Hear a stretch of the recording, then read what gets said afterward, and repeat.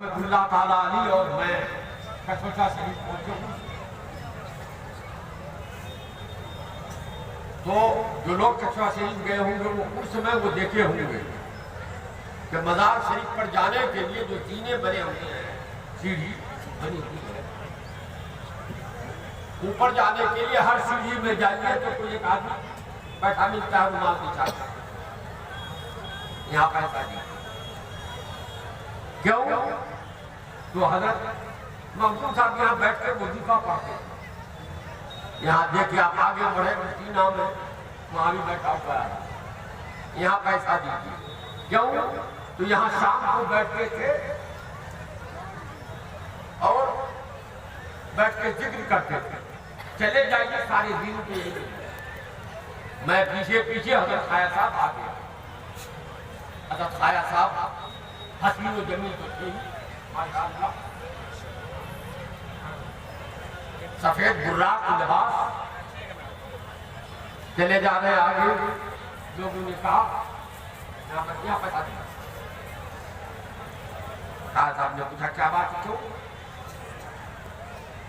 کہا یہاں ہم وظیفہ پڑھتے تھے، خواجہ صاحب نے کہا مجھے پہچانتے ہو؟ سبحان اللہ زندہ باد زندہ باد۔ وہ آدمی ہکا بکا رہ گیا، کہا نہیں ہے، کہا حضرت محمود صاحب میں تشریف لائے تھے، فرمایا کہیں پیسہ مت دینا سب ٹھگے، کہیں پیسہ مت دینا سب ٹھگے، ٹھیکے پہ لیا ہوا وہ جگہ،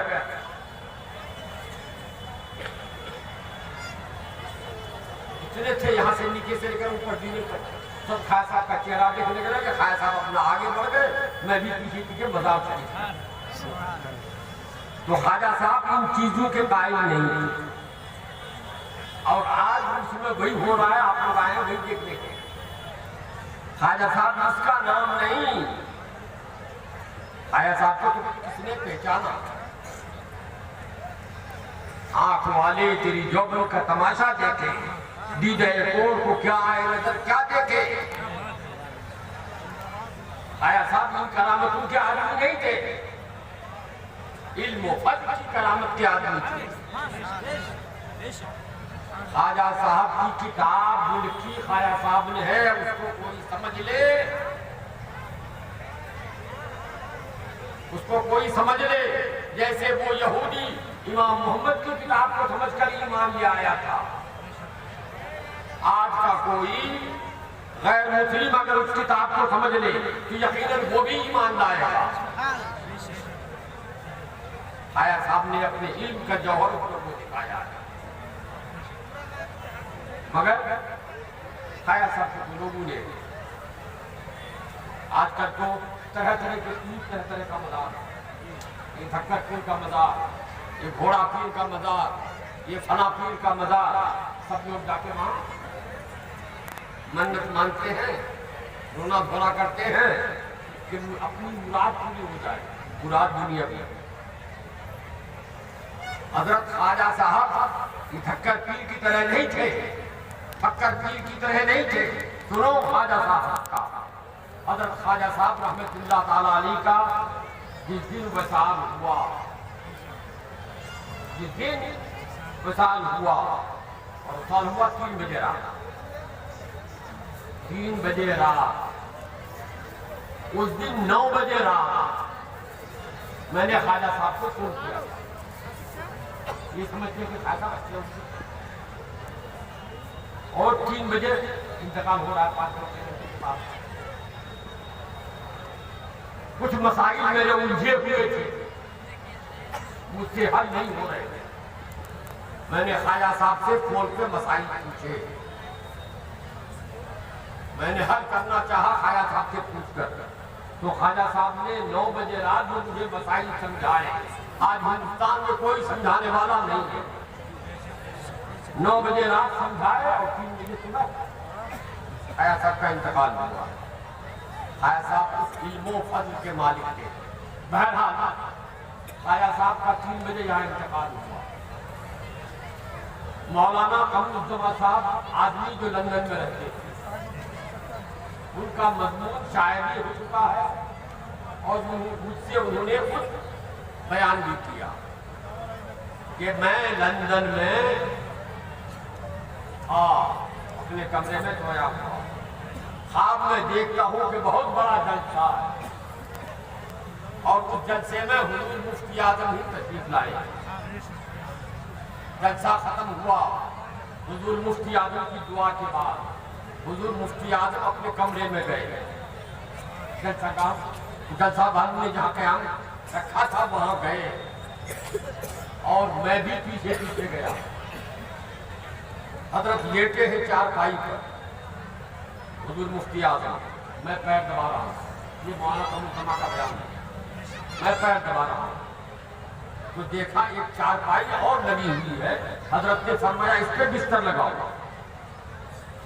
اس پر بھی بستر لگایا گیا، تکیہ رکھو، تکیہ رکھا گیا۔ تو مولانا قمر فرماتے کہ میں سوچنے لگا کہ کوئی اور تو ہے نہیں، میرا تو وہاں قیام ہے اس کمرے میں۔ حضرت اپنے بغل میں کس کے لیے چارپائی لگوا رہے ہیں، میں پیر ہی دبا رہا ہوں۔ اب اتنے میں فون کی گھنٹی جو بجی تو آنکھ کھل گئی، فون کی گھنٹی بجی تو آنکھ کھل گئی، تو کہاں جلسہ، کہاں مفتی اعظم، تھوڑا اعلان کر دیجیے چاندپور کا لڑکی ایک کھو گیا ہے، بعد میں کیا بعد میں جائیے، کیوں لائے تھے لڑکی کھو گئی، لڑکی لانے کے لیے کچھ ہو رہا ہے، ایک چاندپور کا لڑکی کھو گئی، اس کا باپ کا گھنٹی بجی، مولانا قمر صاحب اپنے بستر پر تھے، اپنے بیان کا فون کی گھنٹی اٹھائی، فون اٹھایا، کان میں لگایا تو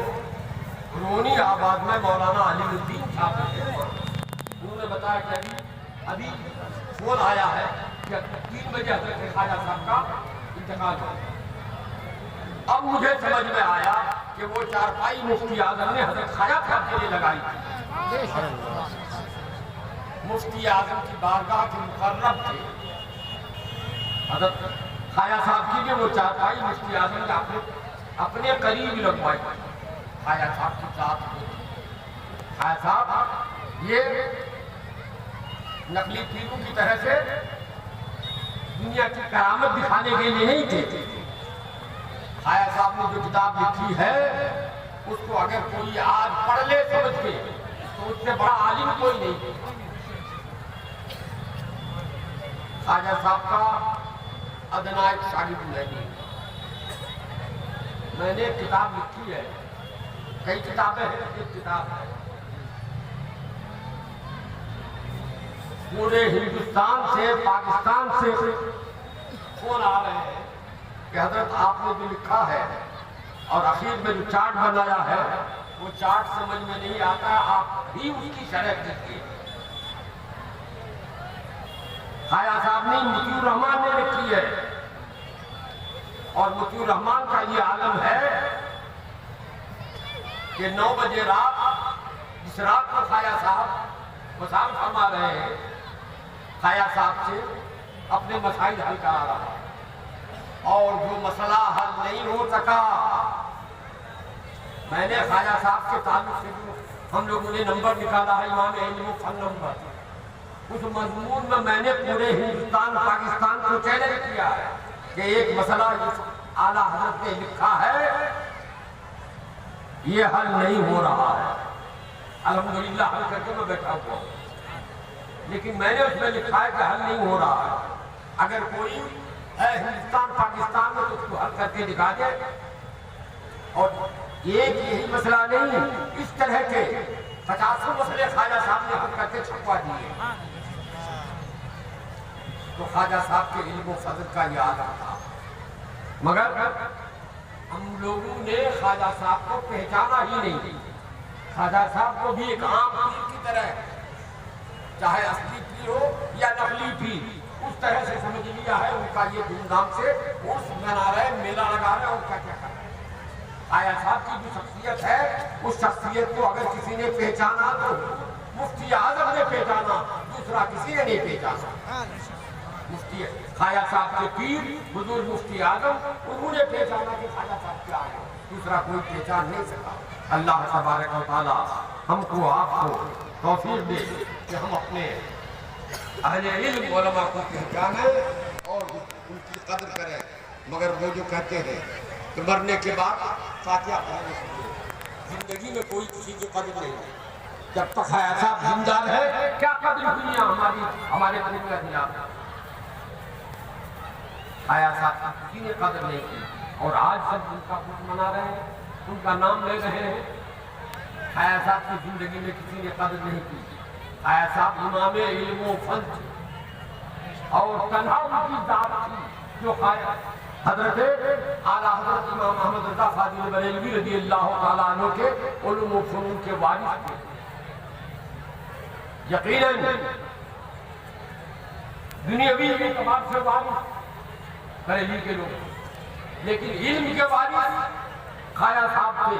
جیسے اللہ کے رسول صلی اللہ علیہ وسلم کے وارث ظاہری اعتبار سے سادات کرام ہیں، لیکن